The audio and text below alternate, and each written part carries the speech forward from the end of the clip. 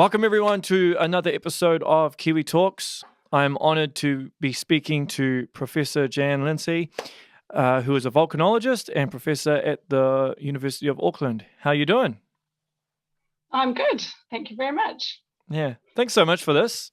I've always been interested in volcanology, but I actually don't know that much about it. So I'm hoping you can provide me with some more knowledge in regards to this. But I know when people talk about volcanology, they just think volcanoes, but obviously there's a lot more to that. Can you just give me a bit more detail in terms of what you actually do as a volcanologist? Oh, sure. Well, actually, there are lots of different things that volcanologists do, but it's true that they're all related to volcanoes. So what you said is not wrong. Most, if not, well, most volcanologists start out studying geology or doing some sort of earth science degree and make their way through that process to specialize in volcanology. So it's not something that you specialize with immediately. Normally you would have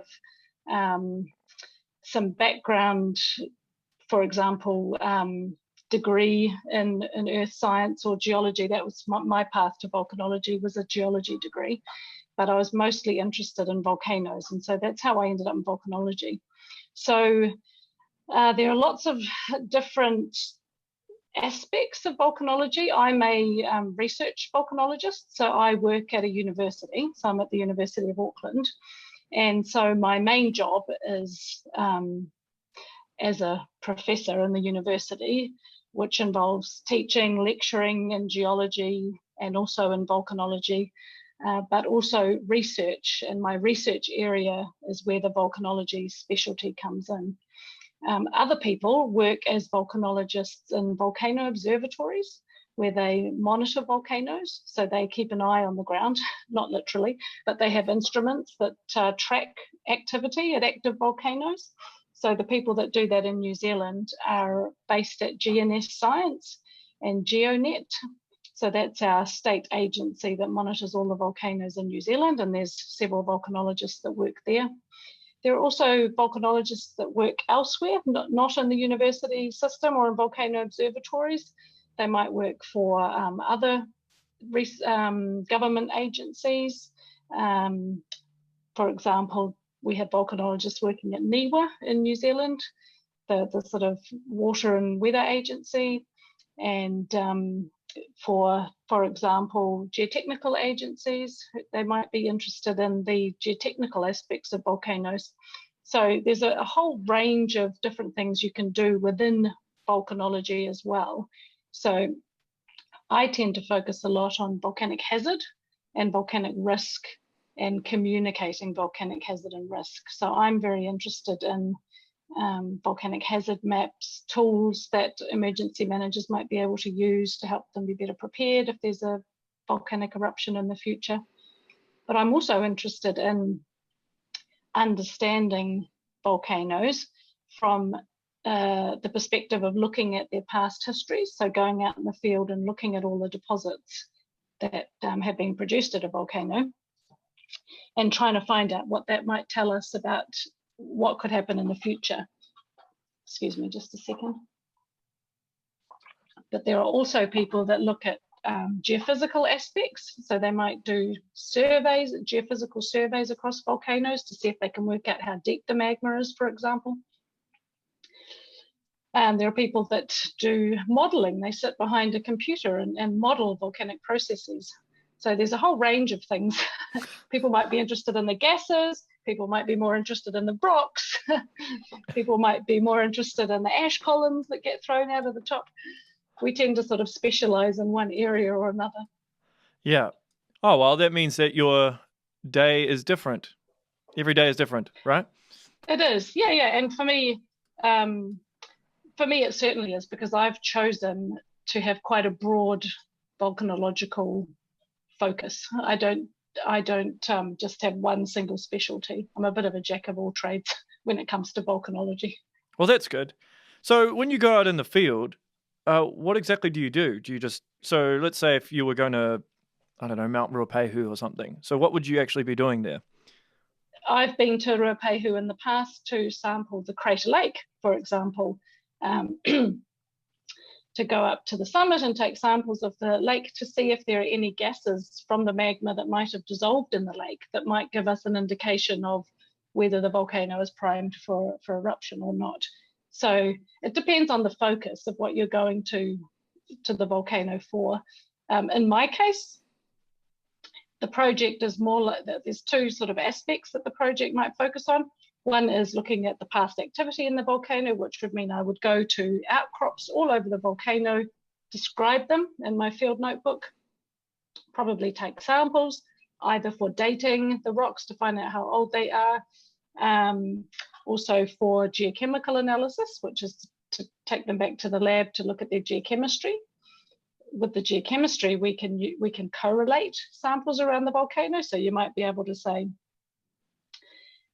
this deposit on this side of the volcano has a chemistry that's exactly the same as the chemistry from this deposit on the other side of the volcano. Oh, maybe it's the same deposit.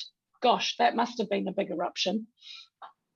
So you can correlate deposits around the volcano that way, and you can start building up a bit of an eruption history. And it's the same for any volcano, depends on what you're looking at. So that's one side of what I would be interested in.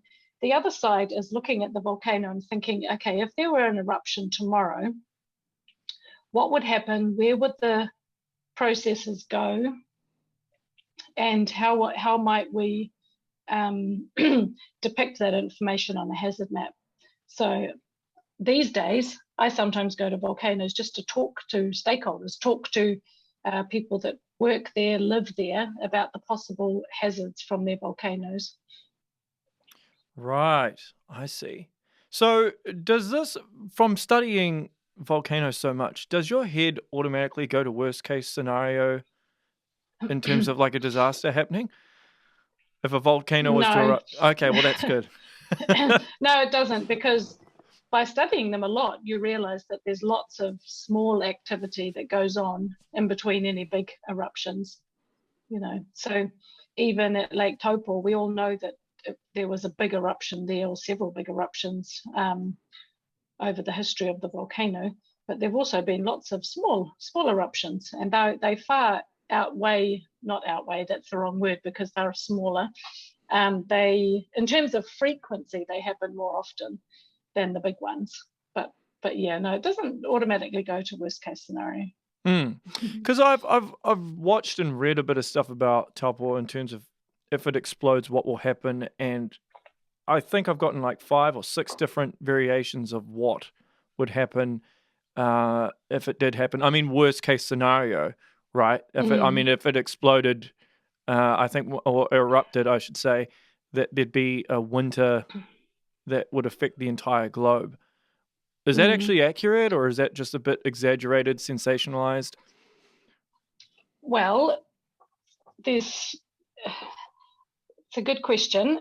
If Taupo erupted in our lifetime, it's likely to be a reasonably small eruption.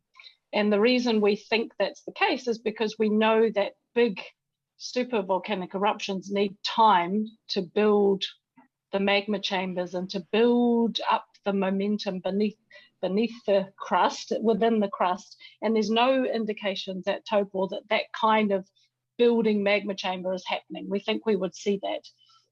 However, if you give yourself several thousands of years or several hundreds of years to start building up a big body of magma that could potentially erupt at the surface, you could have yourself a super eruption sometime in the future. And that a super eruption is just an eruption. Well, I shouldn't say just, because it's a big eruption. It's an eruption that has a certain volume. That there's only been, I believe, one super eruption in New Zealand in the last sort of 30,000 years of that volume.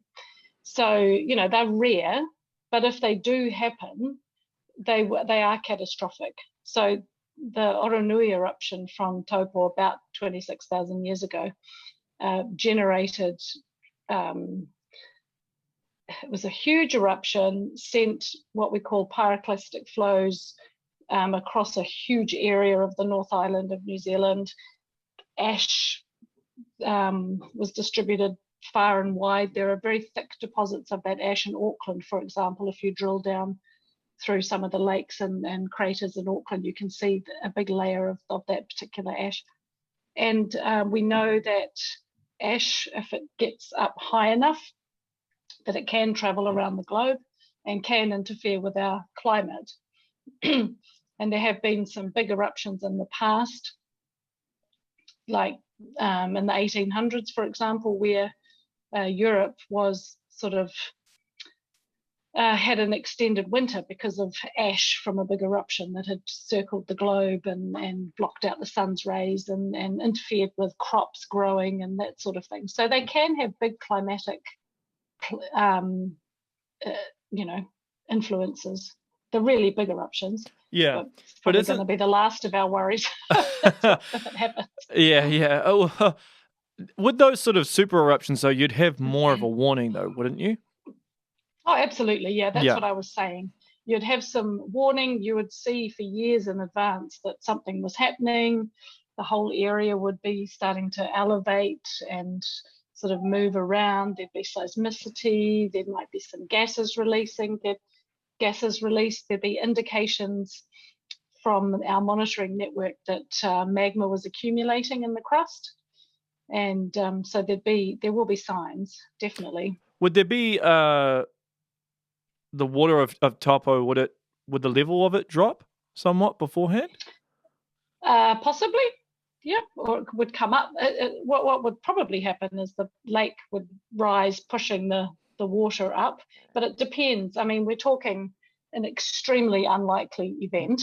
Of course. And it's very hard, because none of them have occurred in historical times. We don't really know what they would do. We can only infer based on what, looking at past deposits.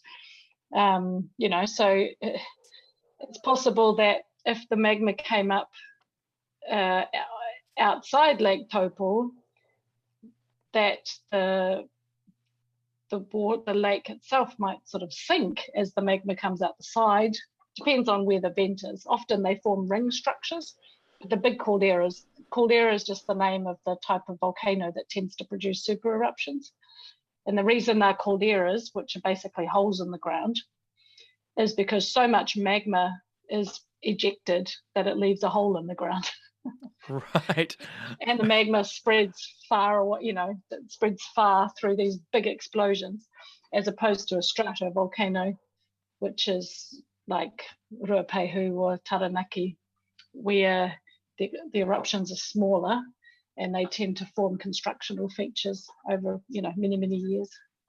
So have you had opportunities to speak to the government or the civil defence about things to do within the event of an eruption? Absolutely. Yep. I run a project, or I co-run a project called the Devora Project, Determining Volcanic Risk in Auckland, and it's co-funded by Auckland Council, and we work very closely with Auckland Emergency Management, and it's also co-funded with by EQC, the Earthquake Commission, and that's one example, but there are several other projects like that and engagements around the country where volcanologists like me have the opportunity to talk to government officials and representatives. I'm a member of the NZVSAP, which is the New Zealand Volcano Science Advisory panel. And we meet a couple of times a year to talk about matters relating to our volcanoes, and that's hosted at NEMA, the National Emergency Management Agency down in Wellington. So yeah, we have quite close contacts with civil defence or the emergency management community in New Zealand. Yeah, well, Auckland's a bit of a different one compared to, say, Taupo, because it's on a volcanic field and you wouldn't have much warning at all, would you? A volcano could just appear. Yeah, we don't really know how much warning we would get. It's true that it is very different to Taupo, in the sense that the magma in Auckland is basaltic.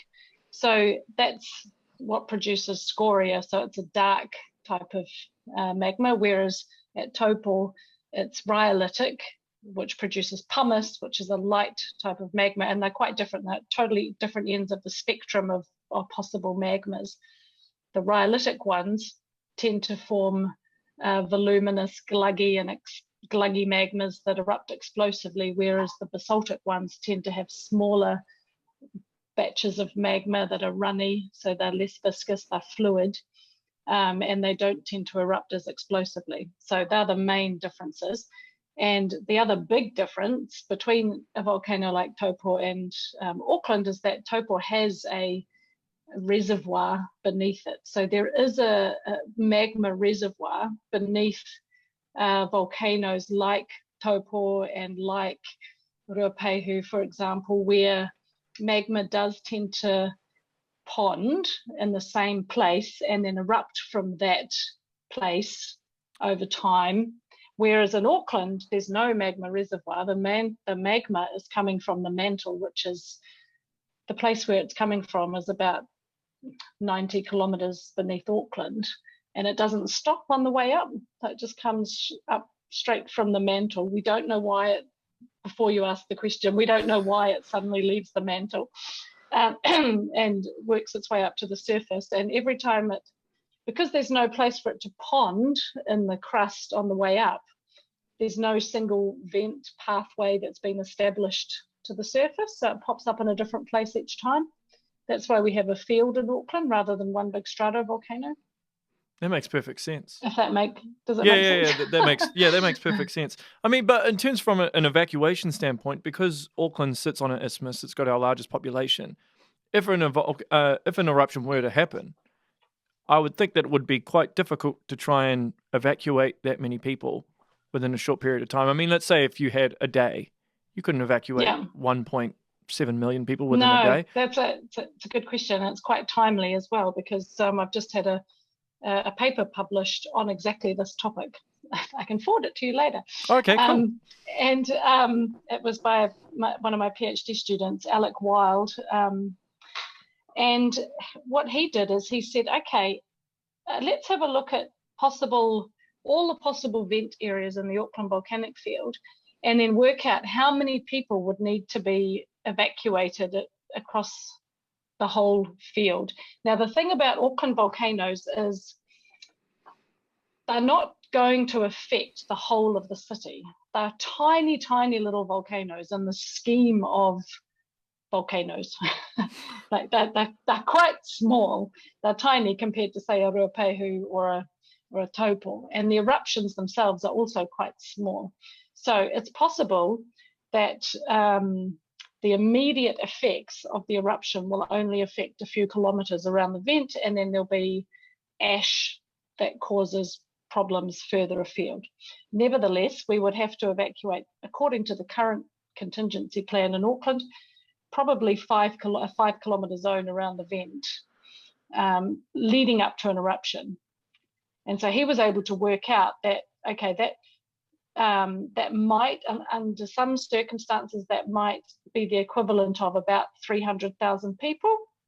And it might take about 48, 49 hours to remove everyone from those areas, from that area rather, before, hopefully before the magma reaches the surface. That assumes we have enough warning.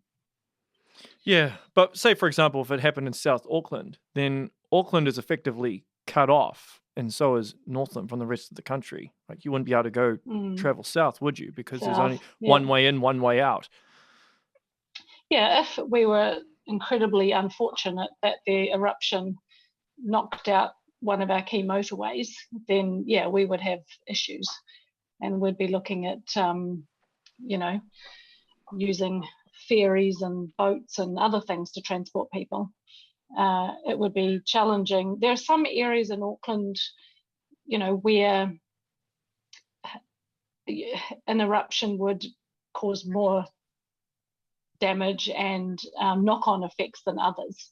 If you took out the Harbour Bridge, or if it took out the airport, or it doesn't even have to take it out, it just has to affect it so that it closes. If you can't use those things because there's ash on the runway, or it's unsafe to drive because earthquakes have damaged the harbour bridge, or cracked a pipeline or something, there would be severe knock-on effects. But yeah, it would be challenging. Any future activity in Auckland would be massively challenging because we've built our country's largest city on top of a potentially active volcanic field. So there's going to be, in any given 5-kilometre radius zone in Auckland, unless it's out in the harbour, you're going to have quite a few people that you're going to have to move. Yeah, I mean, well, you've already seen kind of glimpses as to what can happen just from small little things. So say even COVID, it had a knock-on effect on Northland and you couldn't get in or out. Even with the harbour bridge, when that truck got blown into the bridge and it was out of commission, it caused a huge amount of traffic and congestion.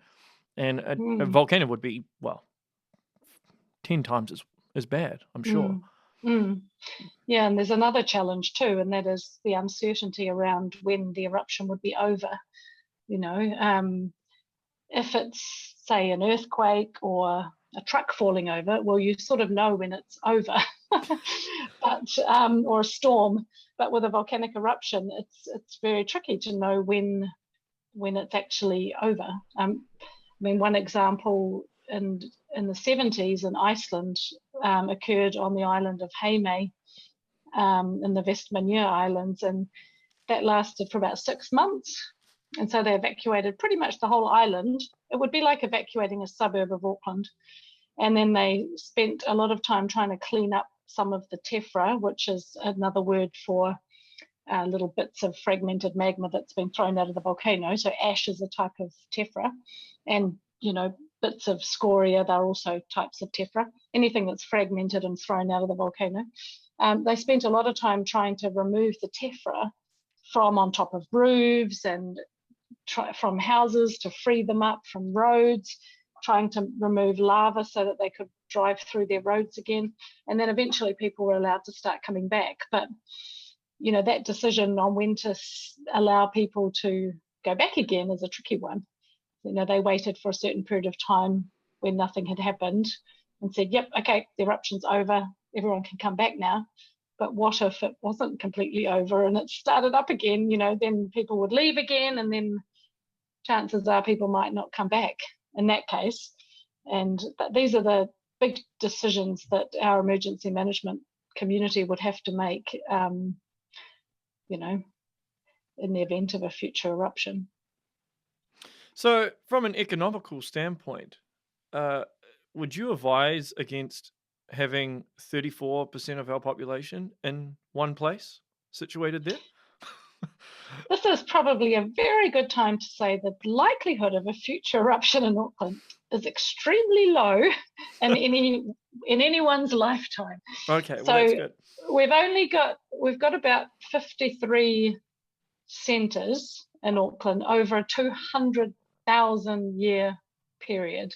So they don't erupt very often. We can say that the frequency of eruptions, and pretty much every eruption leads to a new volcano. So when I say 53 volcanoes, that's basically the same as saying 53 eruptions. So we know that there's been an increase in frequency over the last 60,000 years, but we're still talking quite a long time period. So depending on how you slice up that time period, whether you take the whole 200,000 years and say, okay, there's been 53 eruptions, and you do some quick maths in your head, it's probably about one eruption every 3,500 years. But if you take a shorter period of time where there's been a few more eruptions over that period of time, you might be looking at one eruption every 1,000 years. But still, that's not very often. So the chance of anything happening in our lifetime is slim. However, it could still happen. And Rangitoto only erupted about 600 years ago. So that's very recent in geological time. So I think if we hadn't had Rangitoto and our last eruption was Mount Wellington 10,000 years ago, we'd be less concerned. We'd still be interested. But the fact that we've got this big volcano relative to the other volcanoes in Auckland sitting out there in the harbour that's only 600 years old, that that means that we have to make a really concerted effort to consider the possibility of a future eruption. Yeah, makes sense. But an earthquake could trigger a volcano, right? Could you have a knock-on effect where, say, an earthquake could trigger Ruapehu, Taranaki, and maybe a volcano in Auckland at the same time? Or is that very unlikely? They're extremely unlikely. Earthquakes can trigger eruptions if a magma chamber is primed to erupt anyway. So the magma has to be eruptible. It has to be ready to erupt. It has to have enough gas in it. It has to be at the right, it has to be shallow enough in the crust to be able to make it to the surface. But sometimes there is a trigger for an eruption in places like, at volcanoes like stratovolcanoes. If you had a very active magma chamber that's just sitting there and the magma's quite active and there's a huge tectonic earthquake, it could perturb the magma chamber. It could make more gases exhaled from the magma and might drive an eruption, or it could create a new pathway to the surface. But the magma has to be ready to go anyway.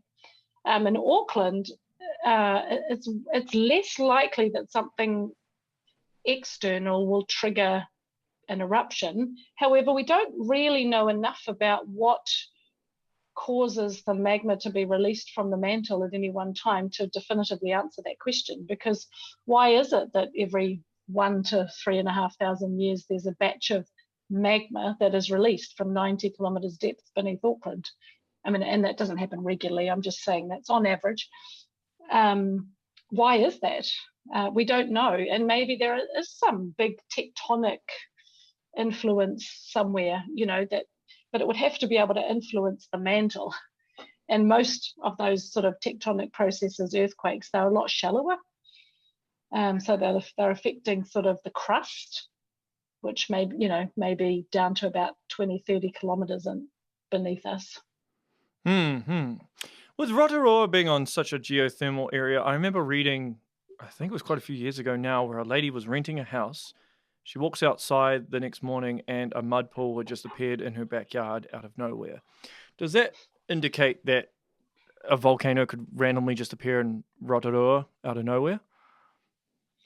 Not a volcano, unless you want to call that little mud pool a volcano. Well, no. Yeah, of course. But it's funny, some people do though. They call them mud volcanoes in some part of the world if they're big enough, because some of those mud pools can form actual sort of volcano-like features. But anyway, no, they are reflecting shallower processes. So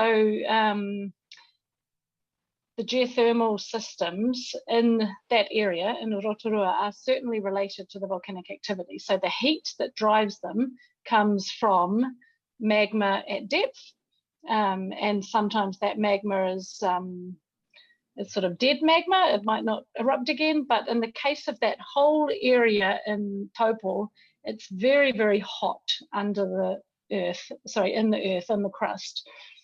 There's very high heat flow, and there's a lot of water, a lot of rain, a lot of hydrothermal systems. It's not a desert, there's a lot of water, there's pools, there's lakes, there's aquifers. And so when you heat up water, and if it's heated up from geothermal fluids from magma, it can have nasty elements in it. And sometimes those elements, those waters can be corrosive and they can dissolve some of the rocks, and mud is basically just dissolved up rocks. So those mud pools are just they reflect bits of land that have just been dissolved by geothermal waters. And then you get geysers and you get fumaroles and hot pools, and they're all features related to geothermal activity. And we have a lot of them in the Taupo volcanic zone, of which Rotorua is one of the volcanoes in the Taupo volcanic zone.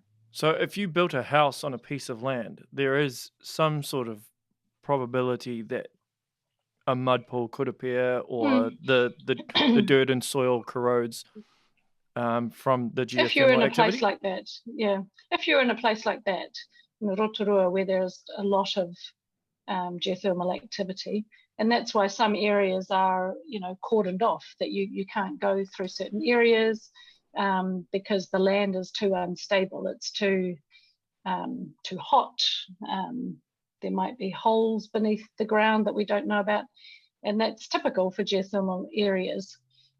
Those hazards, we tend to call them geothermal hazards rather than volcanic hazards. So although they are related to the volcanic activity and the magmatism in general in the area, they're geothermal hazards. So they're shallow hazards and shallow features. Right. Okay. One of the things I wanted to ask you about actually is the whole White Island tragedy. Could you foresee that happening? Because whenever I drove anywhere and I saw White Island constantly steaming, I never had any interest in going there and landing on it, considering it was always active, like 24/7 smoking. Because did you do any research on White Island at any point in terms of how it behaves? Yeah, I have assisted in projects, particularly in the early stage of my career. When I was a research assistant for GNS Science a long time ago, back in the late 90s. I think we have always known that an eruption could occur without warning at any time. An eruption like that, like the one that happened at Whakaari, can happen at any time in a volcano that has a shallow hydrothermal system. For example, you could get an eruption like that at Ruapehu or even at Tongariro without much warning. And partly that's because it's the hydrothermal system that's causing the volcano to do a little burp. It's not necessarily magma moving up through the volcano. If it was magma moving up, we would see signs of it on our seismometers. We might see changes in gas compositions. We might see the volcano starting to bulge, and you'd get warning. Best case scenario, you'd get warning. But I think the understanding of the Whakaari eruption recently is that it's likely to have been a phreatic eruption, which means only water and steam was involved, even though it blasted out some pre-existing rock from the crater area. But we don't know for sure because we haven't got samples to have a look at to determine whether there was any fresh magma. But eruptions in volcanoes like that can happen at any time without warning. And that's a message that is repeated over and over again. And it's, GNS stress that, and everyone knows that. It's just that, you have to manage it because people want to go and have a look. I've been there many times. I've taken that risk. And I've known that it's an active volcano and that you could have a steam eruption at any time. So yeah, it's a tricky situation. Yeah, because I mean, I saw some of the footage, and obviously you see the guide, and he's looking at the stuff on the crater, and he's looking at it, and he's thinking, "This is not right." So I mean, I don't know if he knew that as soon as he got there, or because it had already gone up to like a level 2. So I still don't understand how that happened. It's a bit strange to me. Did you have any? Did you speak to anyone after that happened, or spoke to civil defence? I guess we've had debriefs with NEMA, the National Emergency Management Agency, through the NZ VSAP process. So we had a few. We had one really good debrief. The Prime Minister's Chief Science Advisor was there as well because she was involved in some of the communications that came out afterwards. Right. And we all sort of worked together. And obviously there's a investigation underway at the moment to work out what could have been done better, what could have been done differently.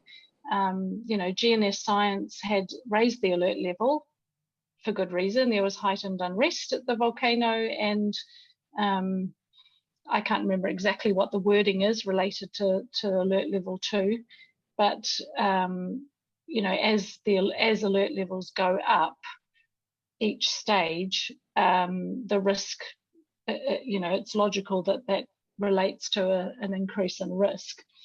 And unfortunately, the way that White Island is managed, it's a little difficult for any one agency to sort of say, this is what you must do. It was private land, and the tour operators were run, I believe, by iwi, and then there's the GNS scientists that they do their business and research on the island when they believe that it's safe enough to do so. It's a very complicated, it's a really complicated governance structure around White Island. So, and I'm sure all of that will come out, in the investigation. There'll be some really great recommendations for how it can be managed better in the future. When is that due to finish, the investigation, or does it Well, just is it ongoing? I think it's kicking off. I don't even think it's kicking off until June. It got delayed. Like, it was supposed to be in March, but I think they needed more time to gather evidence. Right. So I think it was delayed. Yeah. So does the investigation involve them all just basically landing on the island? No. This is the WorkSafe investigation. Oh, right. Okay. About the actual criminal. Yes. Sorry, okay. I don't know if it's a criminal law case.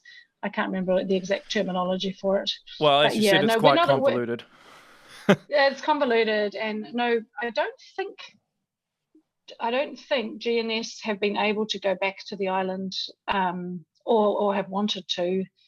But I know they are carefully considering the hazard and the risk to life should they go back, should they get permission to go back.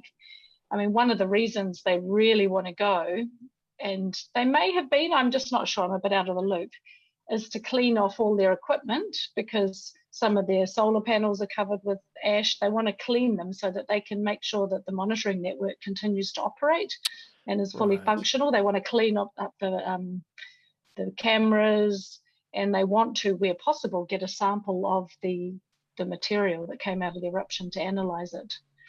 But as far as I know, that trip hasn't happened yet. Okay. So could something similar happen at, say, the Tongariro crossing? Obviously people do hiking around there all the time. And you did mention that can just randomly erupt without any warning. Or do you think because it wouldn't be such a complicated process in terms of who's managing it? It wouldn't be on the same level as White Island.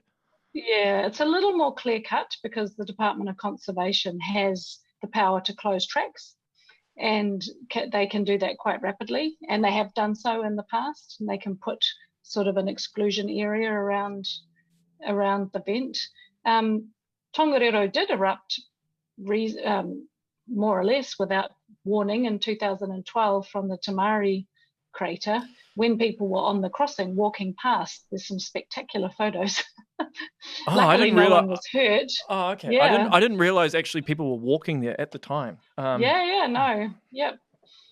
Oh, wow. Okay. Yep. No, people were there. I know that because I was hosting a teacher fellow from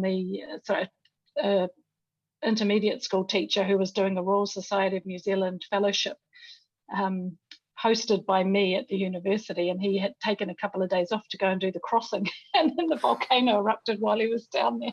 Oh no.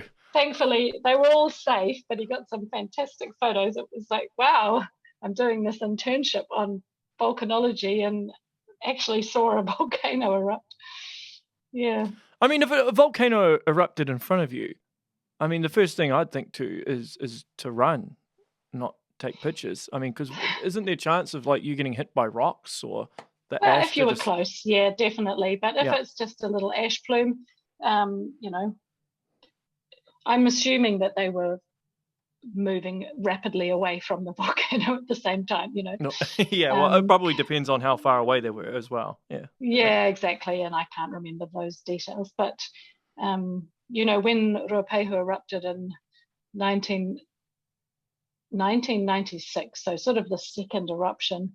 I had just finished working at GNS Science. I'd worked there for a year and a half, and I'd finished, so I didn't have to go into work that day. But I woke up and there was ash falling on my house in Taupo in Acacia Bay, and ash falling on my car. And the first thing I did was jump in my car and drove down to the mountain.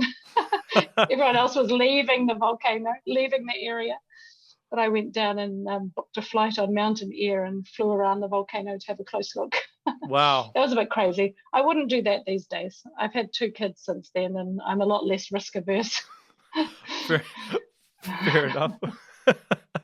I read a while back actually, and I remember speaking to Professor Ian White about it, about how Mount Taranaki is overdue for an eruption, really, or it's due within the next 50 years. Yeah.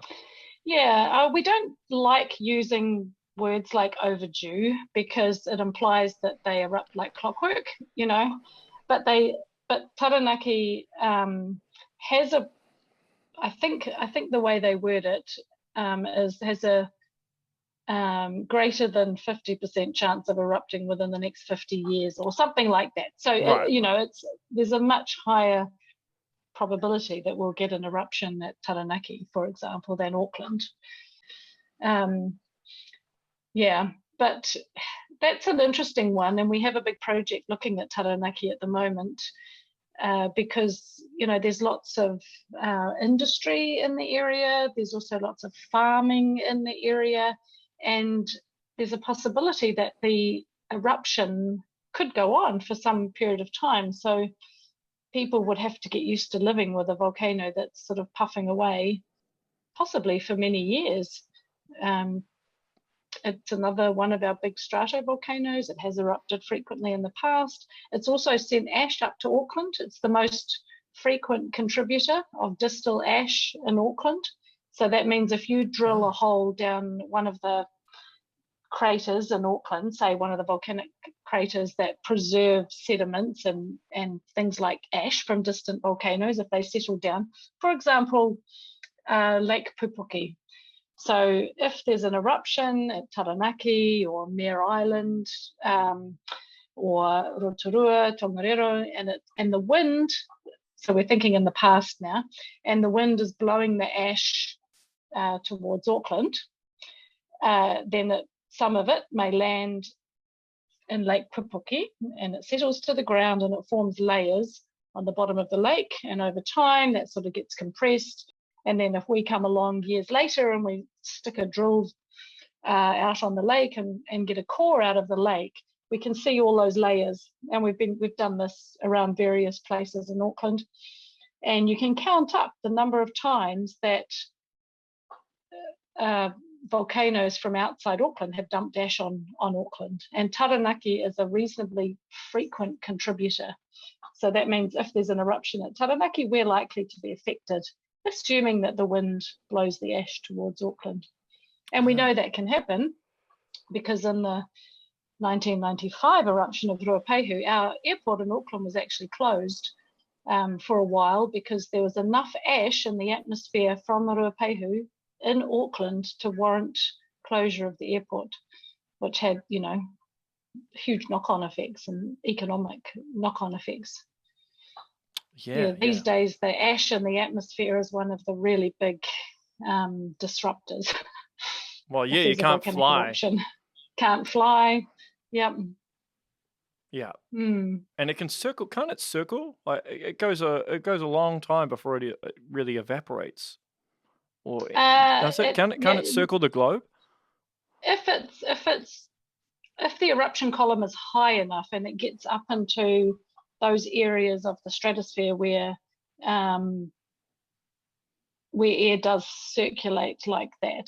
If it's not so high, if the eruption column's not so high, it just settles back down to Earth. Sometimes that takes a while, so it can travel for hundreds of kilometers. And if you see a picture of a eruption column extending from a volcano, you'll see trails of black sort of stripes, wispy black stripes coming out of it, and that's all the ash falling down to the ground, falling out of the column.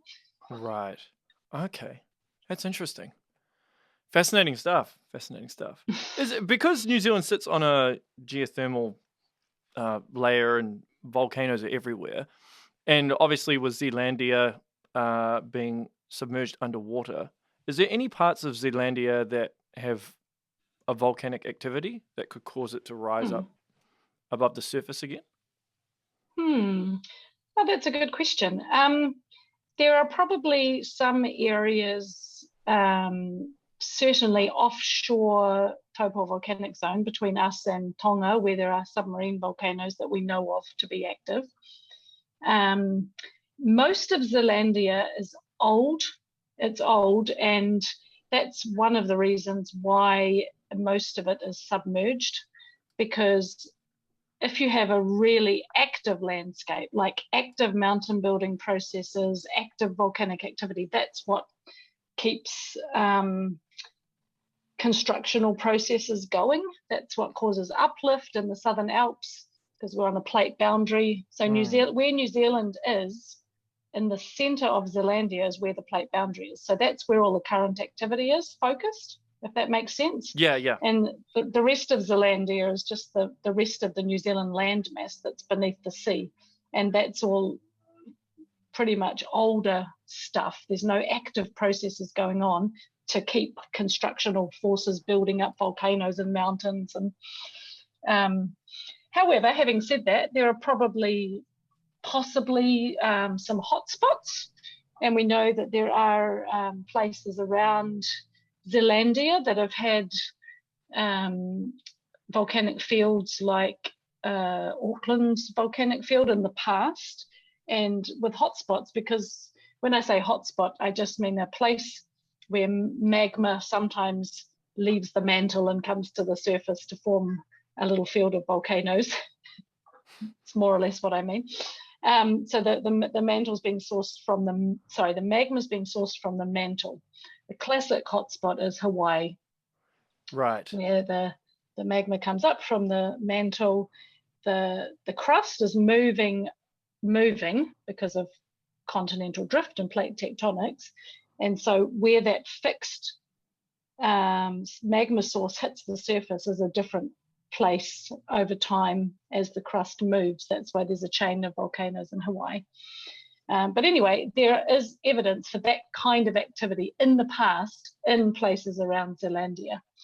And because we don't know what causes that, well, who knows? There could be something like that in the future somewhere in Zealandia. But that's as good as I can answer that one. No, that's However, right. if there was a volcanic eruption, depending on how shallow the sea is above it, you could slowly raise up the land. For example, in Tonga, they sometimes have, new volcanoes pop up, new islands created if they have an eruption, sort of pops their heads up above the water and then back down again as it gets eroded away again. Yeah. Makes So perfect sense. there's been a couple of those. Yeah. Well, final question before I let you go.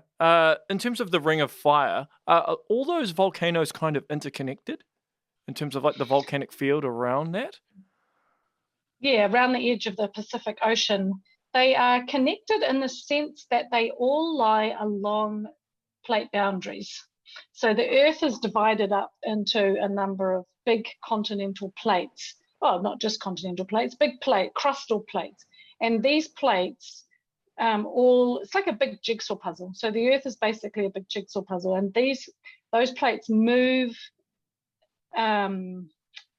adjacent to each other in different directions and in different ways, depending on whether you have predominantly oceanic crust or predominantly continental crust banging up against each other or sliding past each other.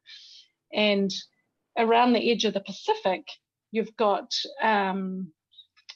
quite a lot of what we call subduction zones, which are when one plate dips down beneath another plate. And that happens when one plate is more dense than the other plate. And that usually happens when you have, say, an oceanic plate, which is dense material, sinking down beneath a continental plate, which is lighter material. So that's what's happening off the east coast of the North Island, and why we have the Taupo volcanic zone. That's why we have a chain of volcanoes all the way from Ruapehu through Taupo, Whakaari White Island all the way up to Tonga. That's the Tonga Kermadec Trench is where it all happens. The plate dips down, and then when this downgoing plate reaches a certain depth, it causes perturbations in the magma above it, in the mantle above it, which causes magma to rise to the surface. And that's why you get volcanoes and you get earthquakes along those plate boundaries. And it just happens that all of those areas around the Pacific are also on plate boundaries, and hence why it's a very active area. But they're not all the same. They're all sort of on the edge of the Pacific plate, but the plate boundary conditions are slightly different in different places. Okay, so they'd never be fully synchronized in terms of. Oh no, they're not linked in that way. I should have made that a bit clearer. They're not linked in that way. What you could see is sometimes you might see, if there's a big earthquake, if there's a big rupture, a big plate boundary earthquake, it might rupture in several places. Like it might be a sort of a reasonably large area that's affected by earthquakes, but you wouldn't see a whole lot of earthquakes around the Pacific Rim a whole lot of volcanoes going off at the same time. They're not related in that sense. They all have their own sort of individual magmatic systems, and they're just related in the sense they're part of a bigger tectonic picture, but they're not related in the sense of sharing magma chambers or anything. Yeah, fair enough. Makes sense. Well, hey, I will wrap up there. Thank you so much for doing this. I very much appreciate it. That's all right. So where can everybody find all your work and everything that you've done? Oh, you could probably Google me, Jan Lindsay, and University of Auckland, and there'll be my web page at the university. That's a good start. And your paper. Oh yes, I'll send that to you. That's Alec Wild. That's just recently come out in Journal of Volcanology and Geothermal Research, and it's open access, so anyone can access that. And it's all about evacuation demand and evacuation difficulty in the event of an Auckland volcanic field eruption. Great. I will read that, and that will give my partner peace of mind, because I will know exactly what to do if her worst fear is realised. There's nothing to worry about.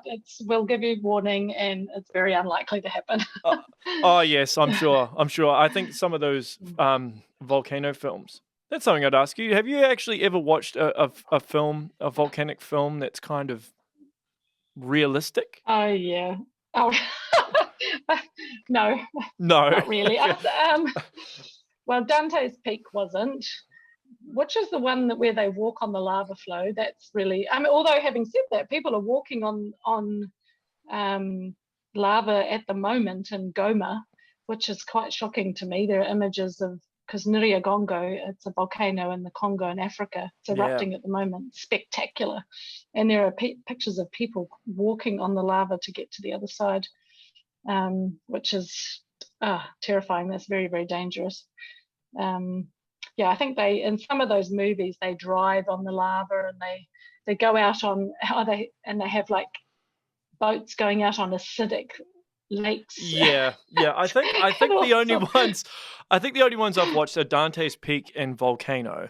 Volcano. And I think there's a specific scene in Volcano where I think a guy he's got this guy on his back and he's trying to get out of a train, and there's lava underneath the train and everything's melting, and he's somehow able to walk and he's not burned to death. It's a bit.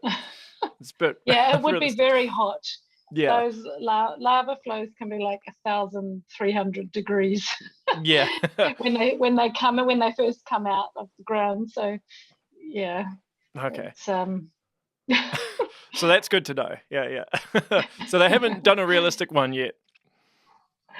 Oh, I'm just trying to rack my brain. Possibly I think there's one called Super Eruption, which is more of a docudrama. Oh, okay. And I think that one's more realistic. Because it's a bit of has a documentary flair to it as well. Right. But please, I'm not sure. It's been so long since I watched them. Yeah. Cool. Well, hey, thank you so much for doing this. I'll let you go and get back to what you were doing. But thank you so much. And that Thank is you. the My show. pleasure. Yep, that is the show, everyone. Make sure you share, like, and subscribe. And until next time, stay safe.